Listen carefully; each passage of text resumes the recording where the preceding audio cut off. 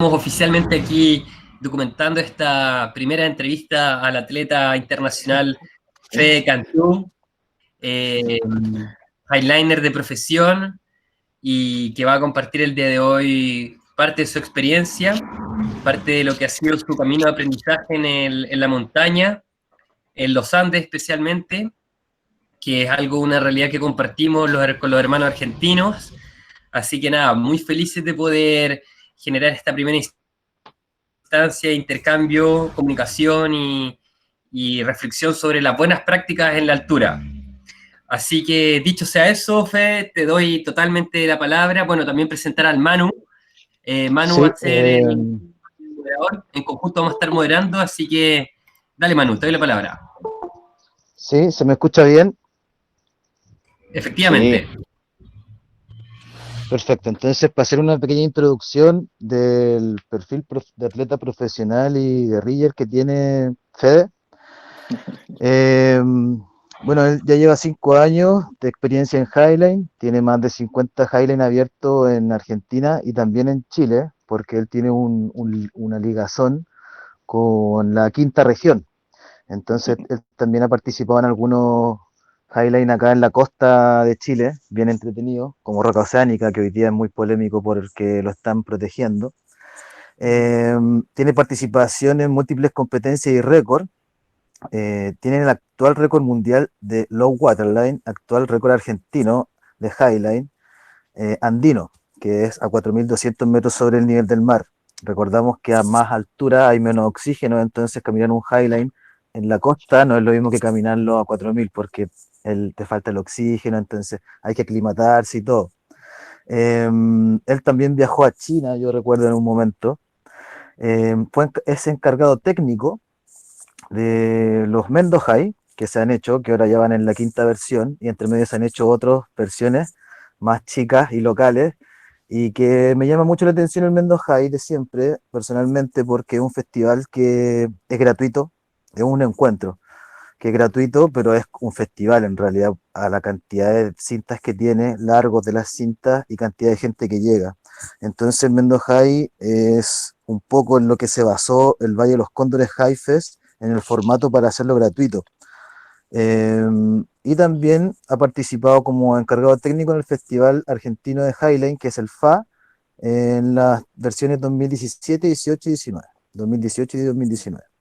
Y fue montajista líder en Corrientes Vuela, que fue cuando se abrió la avenida Corrientes en un acto cultural, donde es como un paseo humano acá en Chile similar, y pusieron una cantidad de cintas, no sé, creo que fueron 8 o 10, Fede, 7. 7. 7 líneas, sí. Eh, De claro, y 50 a actual, 250. sí, hay unas fotos, la típica foto con el obelisco atrás de un Highline, bueno, ese es el proyecto de Avenida Corrientes. Eh, y actualmente está estudiando él en escuela para guías de alta montaña y trekking. Con respecto a esto, les puedo contar que en Mendoza hay una escuela universitaria bien profesional de montaña. Y Club Slackline Mendoza ha generado un partner también con esta universidad y con la base que tienen de montaña. Es por esto que Mendoza es una muy buena escuela de seguridad de montaña. Y también esto nos lleva a todo lo que es la reunión para poder hablar con Federico y sin más que alargar todo, que Federico mismo presente, así que bienvenido. Bueno, bueno, muchas gracias, Manu. Bueno, ya les digo, soy Fede, soy montañista, especializado en el Highline. Hago Highline hace ya 5 años. Y bueno, hoy estoy acá para charlar con todos ustedes y bueno, compartirles un poco de la experiencia que hemos ido ganando acá como grupo y como comunidad. Eh, y bueno, como les contaba Manu, muy influenciados por un ámbito de montaña que se mueve acá en este lugar. Tenemos un contexto con gente muy capacitada que nos ha ido asesorando y enseñándonos cosas todo el tiempo. Nosotros las hemos ido absorbiendo y aplicando. Entonces, bueno. Hay muchas cosas que hemos ido aprendiendo que vemos que se pueden aplicar en muchísimos lugares y situaciones y que, bueno, nos van a ayudar a seguir haciendo lo que amamos y de forma muy segura y cuidándonos entre todos. Bueno, preparé esta charla con el objetivo de, bueno, eso, mostrar ciertas consideraciones y también cierta conciencia sobre algunas cosas, cosas que se pueden mejorar, cosas que se pueden rever y cosas que todavía nos quedan mucho por aprender en varios temas. Bueno, vamos a hablar un poco primero de lo que es la problemática actual que estamos viendo, que es la cantidad de gente que está empezando cintas por todos lados y que cada vez es más, porque somos más lo que estamos invitando a más gente a venir a conocer nuestro deporte. Es llevando a que, bueno, más gente a su vez quiera irse por esta rama del Highline y empezar a practicar. También se están dando más encuentros, más grupos que lo practican, que invitan a la gente y cada vez somos más, cada vez somos más. De repente vamos a hacer Highline y ya no somos 5, empezamos a hacer 10, 15, 20 y en el caso de los encuentros y festivales, hasta 100. Entonces, bueno, empieza a haber un manejo de grupos y de gente en los ambientes en los que nos movemos, que ya empieza a ser multitudinario, vamos a generar ciertos impactos y también se generan mayor posibilidad de incidencias en lo que es nuestro manejo en el terreno, ¿no es cierto? Que es a lo que nos vamos a dedicar a hablar más que nada en esta charla. Bueno, cualquier cosa, preguntas y eso, me pueden ir preguntando por el chat o me interrumpen, no hay ningún problema. Bien.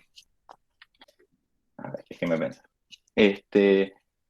Cuando somos tantos que empezamos a hacer esta actividad, se empiezan a generar distintos focos de crecimiento, ¿no es cierto? Que es lo que ha pasado en Chile y lo que está pasando en Argentina. Al principio, al ser menos, nos era más fácil movernos como comunidad. Quizá éramos 50 en todo el país, o menos, 30 en todo el país que practicábamos este deporte de forma regular. Entonces éramos 30 personas que juntos estábamos aprendiendo y dando ese proceso de aprendizaje. Hoy en día ya somos tantos que ya es más difícil movernos como comunidad, entonces empezamos a abrirnos y empiezan a haber distintos focos de crecimiento, donde los criterios y el conocimiento y el proceso de aprendizaje que van teniendo esos distintos grupos empieza a ser distinto. Por las distintas experiencias se van formando ciertos criterios, cada uno va adquiriendo nuevos conocimientos y aplicándolos de la forma que le parece. Siento que hay una gran necesidad en este momento de empezar a estandarizar un poco las cosas, de empezar a hablar todos el mismo idioma, movernos de la misma manera, cosa de que cuando nos juntemos en los encuentros, en los festivales, no nos encontremos con problemas de comunicación, sino que todos ya podamos manejarnos de la misma manera. No significa que todos trabajemos de la misma forma, pero sí que tengamos ciertos criterios básicos sobre los cuales nos manejemos para poder ya trabajar juntos, entre todos, y que todos nos manejemos de forma segura. Bueno, ¿qué necesito para hacer Highline? Lo primero que necesitamos para hacer Highline es tener ciertas precauciones y ciertas consideraciones. Voy a leer las que están en la pantalla, que capaz ya las han ido mirando, y vamos a hablar un poquito. ¿Tengo el equipo óptimo recomendado? ¿O puedo reemplazar algún elemento que no tengo por otro que sí tengo? ¿Puedo prescindir de algo? Bien, vamos a hablar de lo que es el equipo óptimo recomendado. Les voy a detallar más o menos qué sería lo básico que necesitamos para hacer Highline. Ahora, lo que yo les voy a detallar es apuntado a lo óptimo, ¿no es cierto? A un escenario óptimo, que no es el que contamos en la realidad. No siempre todos tenemos las cosas óptimas, no todos tenemos un Grigri, un microtraction, dispositivos caros. Entonces, bueno, ¿puedo reemplazar esos elementos con otros que sí tengo? Y sí, eso va a depender del criterio del que va a montar, de si puedo reemplazar o no los elementos que tengo por otro, del criterio y de los conocimientos. Pero bueno, tenemos que tratar de siempre ser muy conscientes de mantenernos en un margen de seguridad apto, que por no tener un elemento y querer usar otro nos estemos arriesgando. Por ejemplo, yo una vez usé para anclaje de Highline una cuerda triquera, una cinta triquera en un anclaje de un Highline, por ejemplo. Y eso no es lo óptimo. Capaz puedo zafar, no me voy a morir, pero no es lo recomendado. Entonces, mejor ir siempre a lo recomendado. ¿Puedo prescindir de algo? Quizá puedo prescindir de algunas cosas. No, ya vamos a ver bien cuáles. Tengo los conocimientos necesarios para garantizar mi seguridad durante el montaje, desarrollo de la práctica de desmontaje. Bueno, consideremos que para montar un Highline necesitamos tener ciertos conocimientos de trabajo en altura.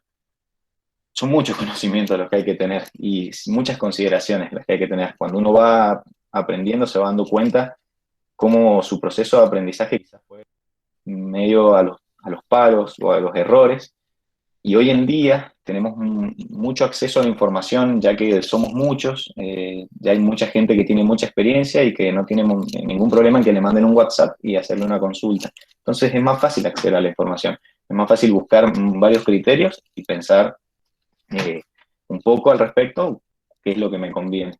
Entonces tengo que tener los conocimientos necesarios para garantizar mi seguridad durante el montaje, o sea, que yo cuando vaya a realizar el trabajo de montar una cinta, esté haciéndolo de forma segura, tenga los conocimientos de trabajo en altura que corresponden, todo lo que es prevención de caídas. Desarrollo de la práctica, y sí, tengo que haber montado bien el Highline para que mi desarrollo de la práctica sea segura, y tengo que tener las destrezas adecuadas y ciertos conocimientos para que mi práctica sea segura. Y el desmontaje, ni hablar, el desmontaje puede ser una de las partes más peligrosas, ya que generalmente desmontamos de noche, y cansados, luego de largos días. Entonces es un momento en el que tenemos que estar muy atentos y siempre se lo subestima el desmontaje. Es una parte del proceso en la que mucho no se piensa hasta el final y en realidad hay que prever al respecto. Bueno, tengo los conocimientos necesarios para garantizar a un tercero seguridad durante el montaje, desarrollo de la práctica y desmontaje. Un tercero, bueno, esto es todo un tema, es cuando iniciamos a alguien. Ya vamos a hablar de esto. He analizado el contexto y terreno en que nos moveremos para actuar consciente y consecuentemente. Bueno, analizar el contexto y terreno en que nos moveremos. No es lo mismo estar en el parque haciendo cintas que estar en la playa, que estar en la roca oceánica, por ejemplo, que es un lugar donde tenemos ese mirador con barandas antes de ir a subirnos a la cinta, que ya estar, por ejemplo, en Valle de los Cóndores, que tienen un río con una cascada recontra feroz y una altura hermosa, donde hay humedad en la roca, donde hay muchos lugares donde tenemos que cruzar por una tirolesa para ir al otro lado, usar una escalera o bajar por una canaleta de piedras, o un sector de escalada donde caen piedras. Tenemos que analizar el terreno en el que nos vamos a mover. Bueno, ¿es previsto un buen plan de montaje y desmontaje? Bueno, sabemos que lo más importante es planear, y también saber que nada nunca sale de acuerdo al plan. Entonces, un buen plan de montaje y desmontaje hace que nuestro trabajo sea más fluido. Es importante comunicarnos entre todos los que vamos a trabajar. ¿He previsto un buen plan de rescate y evacuación? Bueno, pedazo de tema, ¿no? El rescate. Bueno, siempre que vamos a practicar Highline, tenemos que prever las distintas situaciones de rescate. No me quiero detener en cómo rescatar a una persona. Eso es algo que llevaría mucho tiempo de aprender y quizá tampoco una reunión de MIT es el momento. Pero bueno, se deben prever los distintos casos de rescate. ¿Cuáles son los 3 casos de rescate básicos? Consciente cooperativo. Una persona que se quedó muy cansada y no puede remontar el leash. Lo más común de la primera vez de cualquiera. A mí me rescataron unas 3-4 veces la primera vez que se caían. Rescate consciente no cooperativo. Ese es el que todos quieren practicar y practicamos, que es levantar a una persona y evacuarla cuando ya no puede salir por sus propios medios, sin la posibilidad de remontarse. No es que se quedó cansada, esa persona no puede cooperar con... Y bueno, el tercer caso de rescate es el que todavía no tenemos mucho conocimiento al respecto y que realmente tenemos que ponernos en eso y a practicar. Ya, bueno, informarnos sobre todo, es el no consciente, que es una persona que se desmaya. Una persona que se desmaya en una cinta, que es una cosa que relativamente pareciera que es fácil, que pudiera llegar a pasar, pero que nunca ha pasado. Una persona que desmaya en una cinta puede llegar a fallecer entre 5 y 10 minutos. Entonces, bueno, es todo un tema para rever, ¿no? Yo solo quiero plantear acá un poco de dudas y, bueno, cosas que nos están faltando ver. Bueno, tengo los conocimientos y recursos necesarios para rescatar a una persona en cinta en altura. Luego de tener un buen plan y haber previsto todas las rescates, tengo los conocimientos para rescatarla y los recursos para hacerlo. Y tengo que disponer del equipo y saber cómo usarlo. Y luego hablemos de lo que dice evacuación y tener los conocimientos para asistir y evacuar a una persona accidentada en un terreno de... Significa que si se me accidenta una persona en un terreno de Highline, o en un Highline que estaba muy metido, por ejemplo, alguno que caminé 1 hora y media para llegar al point, tengo los recursos necesarios para asistir y evacuar a una persona que se accidentó, ya sea que se dobló un tobillo o que le cayó una piedra o o cualquier cosa. Hay veces que los accidentes estos nos exceden completamente, ¿no? Pero bueno, tenemos que tratar de estar preparados, podemos tener una cuerda y saber cómo hacer una camilla con mochilas y bastones, podemos tener nuestro botiquín y ciertos conocimientos de primeros auxilios, hay muchos cursos gratis de RCP, cosas muy buenas que podemos ir aplicando. Bueno, y lo último que dice esta hojita de consideraciones previas es si revisé el pronóstico antes de venir. Ya sabemos que es importantísimo chequear el pronóstico, más que nada en nuestro deporte por el viento, porque la lluvia la podemos aguantar todos, la nieve también, pero el viento sabemos que puede ser muy peligroso, entonces tenemos que prever. ¿Alguien tiene una pregunta, algo que quieran consultar? Yo hasta el momento voy muy claro. Disculpen si es medio aburrido, ¿viste? Pero bueno, ahí ya enseguida vamos a poner algunos videitos, vamos a hablar de algo más visual. A ver, vamos a ver. Está súper bueno, Manu. O sea, perdón, Fede, Sí. porque tal y como conversamos con el Manu conversamos de que muchas veces uno se lanza a la misión sin hacerse ninguna pregunta en profundidad. Entonces acá estas son una serie de preguntas de un paso reflexivo previo antes de entrar a la acción. Entonces eso me parece súper pertinente y obviamente sabemos que estas preguntas pueden cambiar, pueden ser otras preguntas, pero lo importante es que uno trate de buscar siempre los puntos ciegos del proyecto, me imagino, como aquello que no está viendo. ¿Qué es aquello que no estoy viendo? Exacto, bueno, esto es un tema para hablar, lo que me decís, porque bueno, muchas veces estas preguntas no somos capaces de hacernoslas porque no tenemos los conocimientos ni sabemos que nos tenemos que hacer estas preguntas. Y a su vez, también hay 1000 preguntas más que uno se debería hacer quizás, que los condiciona el terreno mismo, ¿no? El lugar en donde nos vamos a mover o cómo vamos a armar la cinta. Imagínense, la parte más cardíaca y complicada de armar una cinta suele ser a veces pasar el cordín, ¿no es cierto? Cruzar el cordín del punto A al punto B. Es la parte en la que empezamos a trepinanguear, en la que nos movemos por lugares medio raros, tiramos cordín de un lado al otro, vamos inseguros.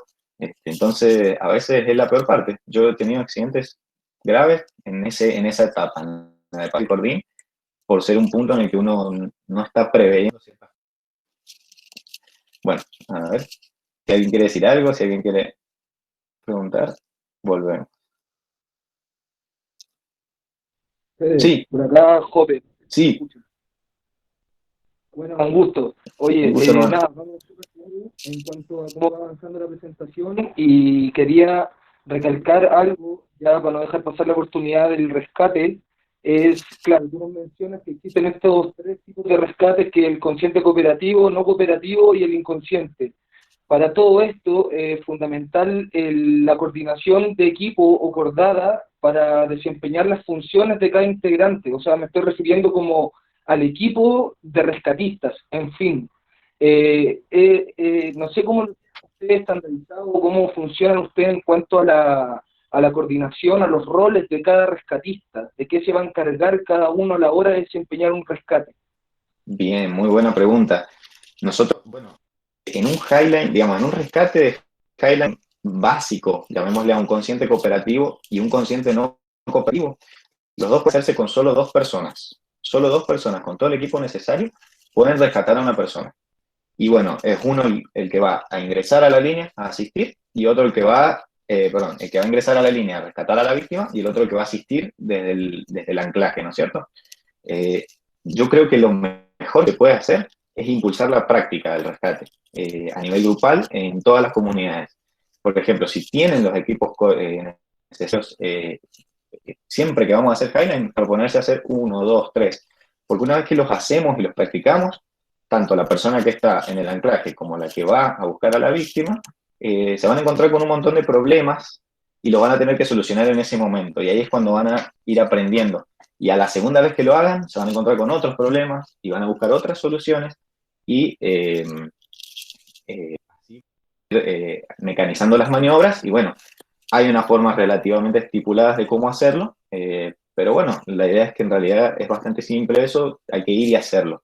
Obviamente en un marco de seguridad adecuado. No está de más tampoco practicarlo en el parque. Primero, la cinta más altita, con una escalera, se cuelga a alguien, lo buscan, es una muy buena. pero me parece fundamental fomentar las prácticas de rescate, tomarse el tiempo de hacerlo más que solo ir y caminar la línea. Bueno, me pregunta acá Agustín Quiroz, ¿cuántos kilómetros de viento se considera peligroso para un Highland Approach? Bueno, bien, es bastante difícil decirlo, se diría que más de 40 kilómetros ya es peligroso. Yo diría que antes de eso también. También va a depender de muchos factores, que son el mantenimiento que se le haya hecho a la cinta, que es cómo está encintada, ¿no? Cómo le han puesto las cintas aisladoras. El largo de la cinta, el peso, el ancho, hay varios factores que van a depender. Yo no haría Highline con más de 30 kilómetros de viento, la verdad. Y ráfagas de 30, 35 ya lo considero bastante peligroso. Bueno, veamos que sí. Bueno, hablemos un poco de lo que es el trabajo en la altura y los equipamientos que necesitamos, ¿no? Bueno, lo que es el trabajo ¿ven mi pantalla, no es cierto? Sí, sí, sí. El trabajo en las alturas. Bueno, para trabajar en las alturas necesitamos, primero que nada, conocimientos. Conocimientos de lo que serían todas las técnicas de protección anticaídas. O sea, yo voy a trabajar al lado de un borde, de un precipicio. Generalmente, ya se considera una altura a más de 2 metros del suelo. O sea, si tus pies están a más de 2 metros del suelo, ya es un trabajo en altura. Eso es en la ley y en el trabajo en los edificios. Entonces, nosotros no estamos exentos de eso realmente, porque estamos trabajando en la altura. Entonces, lo primero que necesitamos son conocimientos sobre las técnicas y los equipamientos que vamos a utilizar. Tenemos que tener en cuenta que vamos a trabajar al lado de un borde y que no queremos caernos en ese borde. Entonces, bueno, necesitamos varios equipamientos que nos van a proteger de las caídas y en caso de caídas, protegernos de impactos. Obviamente, estoy hablando de caídas cortas. Bien, vamos a ver. Bueno, un poquito de lo que es el equipo personal que necesitamos para hacer Highline. Esto es obviamente apuntando a la perfección. Esto es lo que, o bueno, no la perfección, ni siquiera. Eso no existe. Lo que éramos más o menos óptimos. Seguro que mucho puede mejorarse o cambiarse. Pero bueno, en este momento yo calculo que esto nos daría un margen de seguridad bastante alto. Bueno, un arnés deportivo. Arnés deportivo, ya saben cómo es el que usamos todo, pero aclaro la norma, esa norma es EN 122.77, porque hay otros tipos de arneses deportivos que no son los que vemos siempre, pero están. Y me los he encontrado yo en varias ocasiones en situaciones de Highline. Arneses que son para otras cosas y que tienen una sola anilla, por ejemplo, se vinculan a un solo punto, no son los que van. Entonces, bueno, aclaro la norma ahí, es el arnés deportivo que usamos para escalada EN 122.77, que son igual los que vemos casi siempre y que todos más o menos saben cómo son. Cabo de anclaje de 2 puntos en I, se fijarán que es lo único que he mostrado en una fotito ahí. Pido disculpas por no mostrar bien todas las cosas. Bueno, pero cabo de anclaje de 2 puntos en I, ¿por qué muestro esto y hago hincapié? Le pongo la norma, que es EN 892. La norma EN 892 son para cuerdas dinámicas de escalada. ¿Qué estoy diciendo? Que el cabo de anclaje, que es lo que vamos a utilizar para vincular nuestro arnés a los puntos de anclaje, dígase las chapas, por ejemplo, tiene que ser de cuerda dinámica. En los trabajos en altura se utilizan otras cosas 1000 veces más adecuadas, pero que bueno, son bastante más incómodas, los absorbedores de caídas, los anticaídas con cuerdas fijas, es todo un sistema, ¿no? Nosotros por ahora nos podemos conformar un poco con esto, que es usar cuerda dinámica de escalada. ¿De cuánto? Cuerda dinámica de mínimo 8,5 milímetros. Esto es algo para anotar. Se usan cuerdas simples o cuerdas dobles. También existen las cuerdas gemelas, que son otro tipo. Esas no las vamos a usar para el cabo de anclaje. ¿Por qué usamos cuerda dinámica de escalada en nuestro cabo? ¿Por qué no usamos, por ejemplo, las cintas, esas cosidas, las cintas de alargue de dinema o las típicas de escalada? ¿Por qué no las usamos? Porque esas no están preparadas para soportar una caída. Esas cintas están preparadas solo para soportar el peso de nuestro cuerpo trabajando. En cambio, una cuerda dinámica si bien no debería resistir una caída como la que nosotros podemos generarle parados en un anclaje si estamos clipados a la chapa que en nuestros pies, al ladito del borde, si nos caemos, no están diseñadas para eso, pero bueno, pueden zafar, son las que nos van a salvar la vida. Otro tipo de cabo de anclaje se los podría llegar a cortar. Así que bueno, hago hincapié en eso, en que debemos usar un cabo de anclaje que sea el adecuado. En este caso yo muestro uno en Y, que es de 2 puntos. Es muy importante que sea 2 puntos para el highline, por todas las maniobras que nosotros hacemos de traspaso. Siempre que vamos a hacer un traslado de un lado al otro con el hangover, por ejemplo, necesitamos tener 2 puntos para no quedar en ningún momento regalado. También en una situación de rescate nos sirve mucho tener los 2 puntos. Y bueno, realmente se justifica tener un cabo doble. Yo en mi caso, ese que ven acá al costadito, tengo al arnés unas de guía, que no lo recomiendo, sino que recomendaría un 8. Un 8 igual que como el que usamos en el highline. Y en el cabo de la izquierda verán que es un cabo corto, y al mosquetón va un medio pescador doble. Y en el cabo de la derecha tengo un mariposa, que lo uso para rapelar cuando escalo.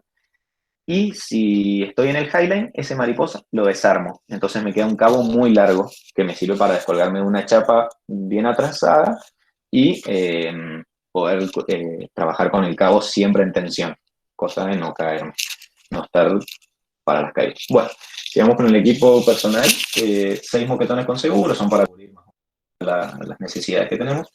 Deslizador de cinta de aluminio, hangover o Rolex. Son los únicos 2 deslizadores que hay en este momento realmente aptos para la práctica. Todos los demás no son muy buenos. No conozco otro que no sea el hangover o Rolex. Grip de cinta. Bueno, o el grip de cinta puede ser cualquiera que cumpla la función correctamente. El line grip, que es el primero, el wafer de Banner Community, el snatch, cualquiera de ese tipo, acero, de Mendoza. Freno automático o semiautomático, un Grigri, Birdi, Megajoule. Bien, un freno. ¿Para qué necesitamos un freno? Idealmente nosotros en un highline vamos a tener 2 chapas retrasadas antes del borde, antes de las chapas que vamos a utilizar para nuestro anclaje. Entonces a esas chapas fijamos una cuerda y utilizamos el freno para descender hasta el anclaje. Eso es lo ideal, aunque el anclaje sea muy fácil de acceder, si está al lado de un borde, deberíamos tener unas chapas retrasadas para esto, para poder aproximarnos al anclaje de forma segura. Captor de progresión para cuerda, es un micro traction. Los usamos para los cordines, los usamos para situaciones de rescate, un montón. Siempre muy, muy, muy práctico. Cuerda semiestática tipo A, 8 metros. Bueno, esa cuerda semiestática tipo A es que es de más de 9 milímetros de diámetro y de 8 metros. 8 metros es bastante largo, nos va a servir para varias aplicaciones que podemos llegar a tener, pero principalmente es para el uso en la línea de vida, esa que vamos a fijar a las chapas que están retrasadas en el anclaje para descender hacia el borde de forma segura. Es como hacer un rappel, pero caminando, pero estás ya clipado a una cuerda que está bien lejos del anclaje y estás acercándote de forma segura. Luego esa cuerda la vamos a fijar y todos los que quieran subirse al highline la van a usar clipándose con su cabo de anclaje para llegar hasta el borde. Ya vamos a hablar de eso. Guantes de trabajo son importantísimos. Casco. Casco es algo que jamás se ve en el highline, el uso de casco. Nosotros acá hace un tiempito que ya lo estamos implementando y bueno, estamos usando casco durante el montaje y desmontaje. Más que nada por un tema de posible caída. Nosotros estamos expuestos a factor 2 de caída, entonces en caso de un impacto en la cabeza con un factor 2 de caída, corremos mucho riesgo. Entonces, bueno, usamos casco. No está nunca de más. Llave francesa, siempre importante para las chapas, para darles bien la dirección, para apretar los mailles. Cordín para nudo autobloqueante, el cordín para el Prusik, el famoso Prusik o Mayar. ¿Por qué hago hincapié en que hay que tener un cordín para Prusik? Bueno, por ejemplo, si no tenemos un freno automático, claramente son carísimos, un Grigri, podemos usar una placa. Y una placa con un nudo autobloqueante, un Prusik, hacen un Grigri. De forma muy rústica, pero sirve, es posible y nos va a prevenir las caídas, así que es buenísimo. Y es mucho más barato. Cinta de alargue o anilla cosida.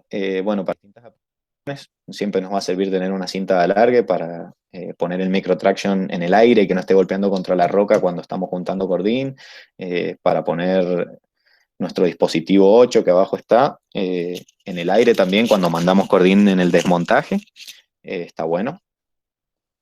Cinta aisladora de fibras reforzadas, sí considero que cada uno tiene que tener una, sería lo ideal en el mundo, pero bueno, es difícil, pero bueno, cinta aisladora de fibras reforzadas para hacer el mantenimiento de nuestro Highline. Y dispositivo de sensor 8 para maniobras con cordín, está buenísimo para el desmontaje, un desensor 8 es buenísimo, pasan los nudos de cordines unidos y cuerdas unidas, así que para el desmontaje está muy bueno. Y botiquín de primeros auxilios, es algo que todos deberíamos tener en nuestra mochila. Pero bueno, en un grupo está bien tener uno, sobre todo si el grupo se va a mantener unido. Bueno, eso de equipo personal, voy a cerrar un toque, a ver si tienen alguna. Buenas, Fede. Está muy bueno el equipo personal, muy completo. Me llama la atención porque hay muchas cosas que no se consideran en un equipo personal básico, que va más en el arnés, la línea de vida, el hangover y para de contar. Así como Sí, básicamente sí, sí. cuando uno recién está empezando. De hecho, acá en Chile es muy común que la gente se compre el arnés, pero no se compre la línea de vida ni el mosquetón. Entonces, está bien interesante. Solamente podría agregar ahí, que es un detalle, una llave corona, porque muchas veces las llaves francesas se van picando y después no Ajá. se pueden abrir las tuercas. Bueno, bien.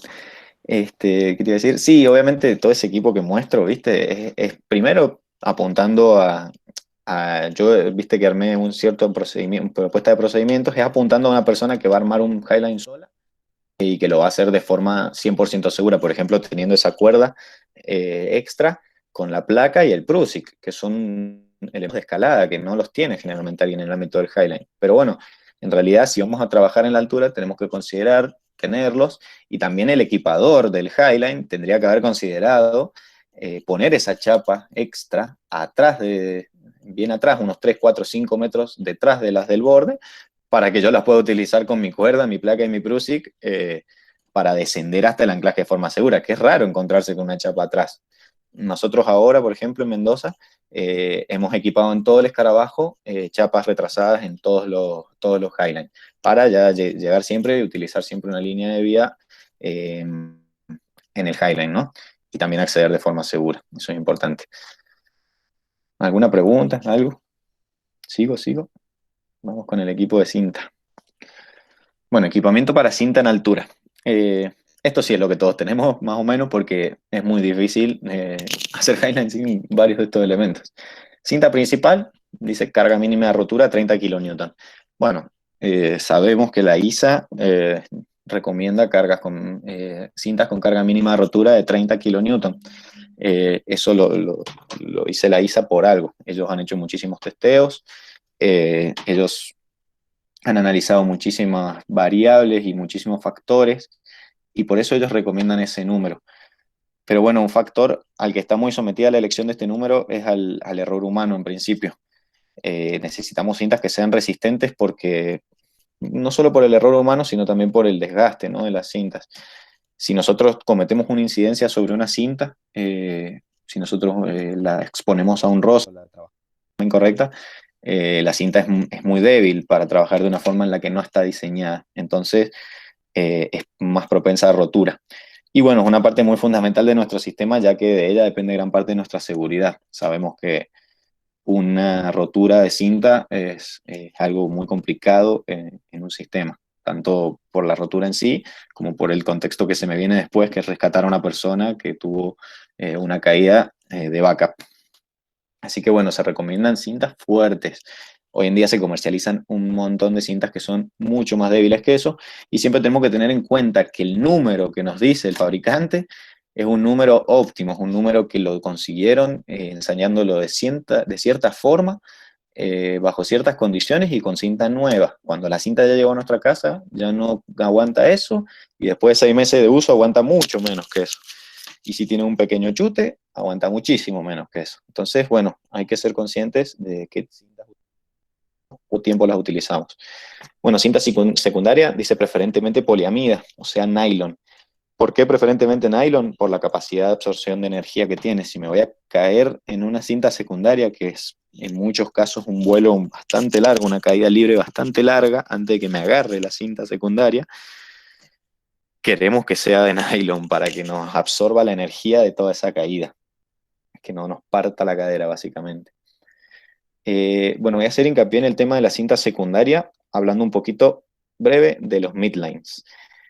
Es muy común practicar midline, está bueno porque generalmente los midlines los hacemos en lugares que son de fácil acceso, en el parque, en un zanjón o canal que hay en la ciudad, o bueno, a veces también en la montaña, pero bueno, está bueno hacer midline a veces por ciertas razones. Sabemos que los midlines no les funciona el backup, lo sabemos, no funciona el backup en los midlines. Ya demos por asumido eso, demuestre lo contrario. Así que tenemos que tener esa consideración. Y bueno, no diría no monted midlines, no diría no se deben montar midlines, sino que bueno, yo lo que digo es, para montar un midline, los anclajes tienen que ser perfectos. Los anclajes tienen que ser perfectos y la cinta no puede fallar. En un midline nada puede fallar. Entonces tenemos que montar todo de forma perfecta y encima revisarlo todo el tiempo, porque si algo falla, nos vamos al piso. Tengámoslo en cuenta con los midlines. Siempre mucho cuidado con los midlines. La verdad que parece loco, pero siempre mientras más alto, casi que es mejor en la cinta. Bueno, 1,5 metros de cinta tubular de 32 milímetros para protección de nudos de cinta, está buenísimo. Cuando vamos a hacer nudos de cinta, usar una cinta tubular para recubrirlo, buenísimo. Le aumenta muchísimo la resistencia a los nudos, que no son para nada recomendables en cinta. 3,5. Cuerda dinámica recubierta con cinta tubular para cabo de vida le llamo al leash, perdón por la traducción al español. Pero bueno, eso es el leash. Anillas de acero o aluminio para cinta en altura, claramente no son específicas de Highline muchas de las que usamos, pero bueno, algunas sí, como las que vende Balance Communities, la Activity, hay buenas. Y dice uniforme sin costuras, es importante que no sean cintas con una soldadura, ¿no? Que sean cintas de inyección de aluminio o cintas que, anillas, perdón, que sean anillas de inyección de aluminio o bueno, anillas uniformes, que no tengan ninguna desperfección en todo su contorno. Bloqueadores de cinta, bueno, sí, las bananas, bueno, hay muchísimo para hablar sobre las bananas, no quiero detenerme tanto en eso. Hay bananas buenas, bananas malas, bananas bien testeadas y bananas mal testeadas. Es importante saber cómo el fabricante la ensayó a esa banana. Tiene un estándar de cómo se ensayan las bananas, así que es importante saber eso. Y bueno, hay muchas consideraciones, si la banana es de aluminio o acero, si la banana es redonda o filosa, es todo un tema la banana. Siempre tener en cuenta que, bueno, deslizan y hay que bloquearlas o rematarlas, que ya más adelante vamos a tocar ese tema. Removedor de tensión es el soft release, muy importante para emergencias, sobre todo con el tema viento, muy importante. 6 a 8 conectores de acero, preferentemente maillones, para las chapas, conectar nuestro anclaje a las chapas, en el caso de que no usemos anclajes químicos. Entonces, conectores de acero, importantísimo que sean de acero, no vale el aluminio en cargas cíclicas. Si alguien quiere preguntar algo al respecto, no sé. 4 grilletes de acero de 12 milímetros, tipo corazón. Bueno, es importante que sean de corazón por la forma en la que nuestro anclaje le va a realizar la carga, que es una carga triaxial, hacia los costados, podríamos decirle. No va para adelante y hacia atrás, como en un mosquetón, por ejemplo, sino que el anclaje vieron que las patas abren la carga y tiran hacia los costados. Por eso queremos que sea un corazón, para que ecualice bien y para que el dispositivo trabaje bien. Bueno, tramos de cuerda semiestática tipo A, 10 metros. Puede usarse cuerda dinámica y también, obviamente, los muy viejos conocidos Spanset. Que bueno, los Spanset en sí no son lo más recomendable, pero bueno, nos dan cierto margen de seguridad en cuanto a su rotura y son buenos contra las protecciones. Pero bueno, se pueden utilizar, están buenos. Hay que tener ciertas consideraciones que después las veo. Cordín testigo es el cordín que vamos a utilizar para conectar nuestra cinta, nuestro lado A y nuestro lado B. Dice dos tramos de longitud adecuada, puede ser un solo tramo o dos, eso siempre va a depender mucho del contexto y del terreno. Pero bueno, a tener 2 tramos. Protectores de cuerda, utilizamos fieltro en general, se pueden utilizar muchos materiales, lo importante es que se prevenga el rozamiento de la cuerda con la roca y sea un rozamiento el del protector con la cuerda que no la lastima la cuerda, o sea, no vamos a proteger la cuerda con algo que la rompe.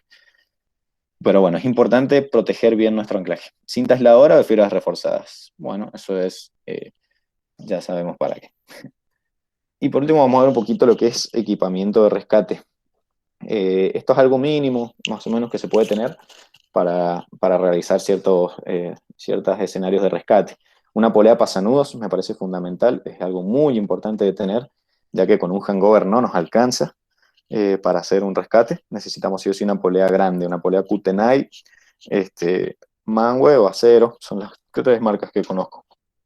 Es importante tenerla porque, bueno, nos va a asegurar el correcto desplazamiento en la línea del rescatista y luego la víctima. De la cinta, tener un cordín que aguante la capacidad de poder traer a la víctima, que no es mucha la fuerza que se hace, pero bueno, tiene que ser un cordín que se la aguante, que no se vaya a romper, y tiene que ser del largo de la cinta, porque si la persona se me accidenta del otro lado, tengo que poder traerla.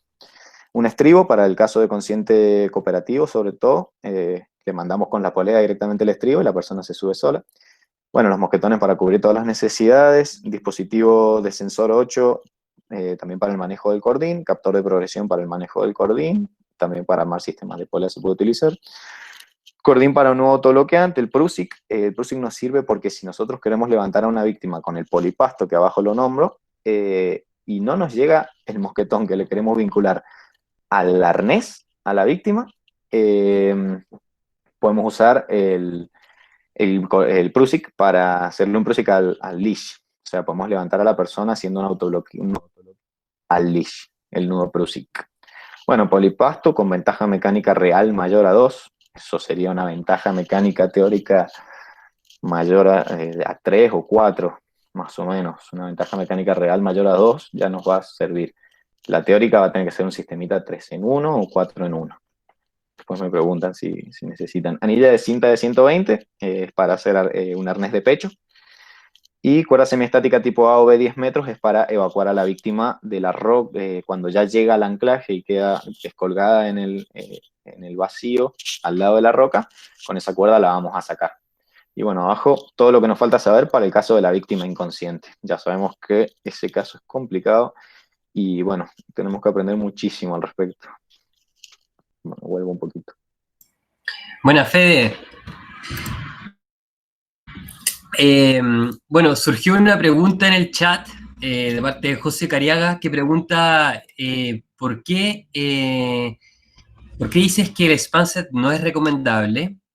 Bueno. Esa es una pregunta. Joya. Y lo segundo es que quería agregar algo con respecto al equipo de rescate. Sí. Agregaría una cinta de loop cerrado, una cinta de loop cerrado que al girarla queda como un 8 que tú puedes llegar y poner a la persona en los brazos, claro, en los brazos por atrás, y lo juntas, y eso te permite hacer como una especie de arnés integral. Claro, claro. Fíjate. Claro, esa es la que pongo ahí como anilla de 120 para arnés de pecho. Viste que la puse, arnés de 120. Y hay una forma de hacer el arnés de pecho que es muy buena, que no es la del cruce. Ya se las voy a pasar. Ahora apenas termine les voy a compartir unos videos muy buenos. Porque es realmente muy buena. Bueno, respecto de la pregunta de José. Buenas, José, ¿cómo andas? Sí, ¿por qué el Spanset no es recomendable? Bueno, no es que no sea recomendable. A ver, hablemos un segundo del Spanset. El Spanset ya saben que, bueno, es ese elemento de anclaje que se utiliza muchísimo en la industria. ¿Qué tiene de bueno? ¿Qué es tan bueno el Spanset? Porque es un elemento que tiene un factor de seguridad de 7 en 1 y una carga de trabajo de 1000 kilos. O sea que esa cuestión se rompe a 7000 kilos. Así, tirándola entre los dos extremos, se rompe a 7000 kilos. Es una locura. Pocas cosas usamos que sean tan resistentes como un Spanset. Pensemos que si encima lo vamos a utilizar en una reunión de puntos, va a aguantar el triple, teóricamente, ¿no? Entonces, bueno, nos ofrece un muy buen margen de seguridad respecto de la resistencia. Son muy buenos para hacer anclajes naturales, por ejemplo. ¿Por qué? También por su característica de tener esa capa protectora, ¿no? Que está buenísima. Esa capa la protege de los roces, pero bueno, tampoco la hace y rompe ojos. Lo que no me gusta a mí de los spansets particularmente es que, bueno, en el anclaje no ecualiza un spanset. No ecualiza, ya se sabe que, bueno, va a cargar más que nada una pata del anclaje y generalmente la pata más corta. Más que nada por eso yo lo desrecomiendo. También porque genera ciertas fuerzas excesivas en los conectores.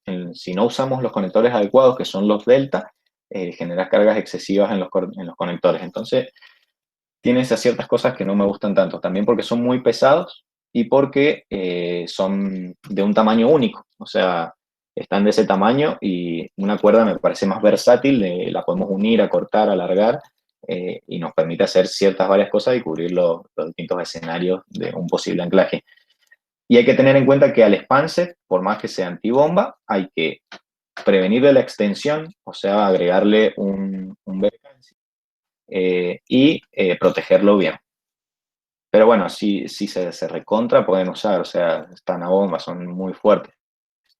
Tener esas consideraciones, ecualizarlo bien, darle movimiento al anclaje para que se ecualice y va a andar bien el spanset.